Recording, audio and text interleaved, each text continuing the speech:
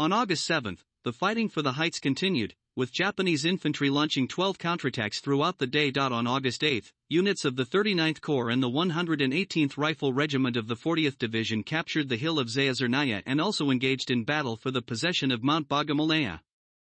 In an effort to weaken the pressure on its forces in the Khasan area, the Japanese command launched counterattacks at other sections of the border. On August 9, 1938, at the site of the 59th Border Detachment, Japanese troops seized Mount Mali Tigrovaya to monitor the movements of Soviet forces. On the same day, at the site of the 69th Kankai Border Detachment, Japanese cavalry violated the border line, and at the site of the 58th Grodokovo Border Detachment, Japanese infantry launched 3 attacks on Height 588.3. Nevertheless, on August 9, the 32nd Rifle Division, supported by artillery fire, captured the unnamed height. According to other sources, the height was occupied only on August 11 to 12, after the ceasefire had already been declared, and the enemy was pushed back beyond the border.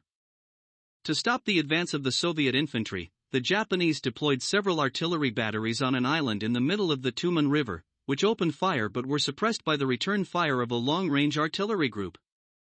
On August 10, 1938, the Japanese ambassador to the USSR Shm Shigemitsu visited the USSR People's Commissar for Foreign Affairs, M.M. Litvinov, in Moscow and proposed to start peace negotiations.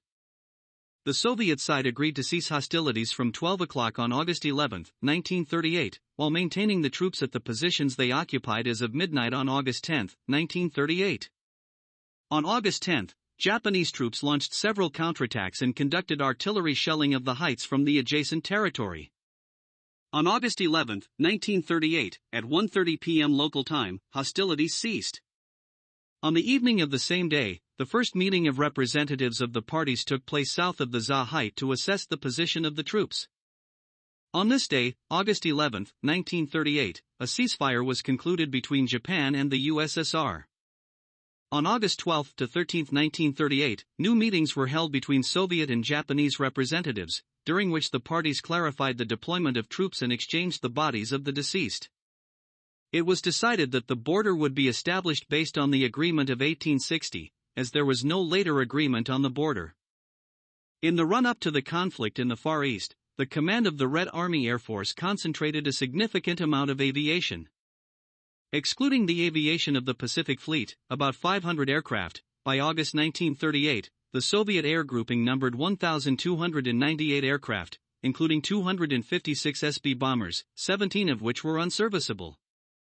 Direct command of the aviation in the conflict zone was carried out by P.V. Rykogov.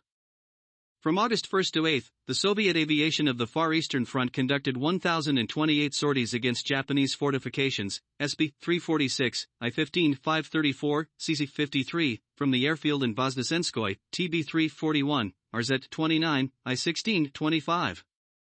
Additionally, the Pacific Fleet Air Force made about 350 combat sorties, covering bombers, protecting maritime transport in Passyat Bay, sea reconnaissance, and the Border Troops Air Force carried out 29 combat sorties, for terrain reconnaissance and communication tasks. In a number of cases, Soviet aviation mistakenly used chemical bombs. However, testimonies from eyewitnesses and participants claim otherwise. In particular, it is said that the delivered chemical aerial bombs were loaded into the bomber only once, and this was discovered already in the air at takeoff. The pilots chose not to land but dropped the bombs into a silted lake to avoid detonating the munitions. Japanese aviation did not participate in the conflict.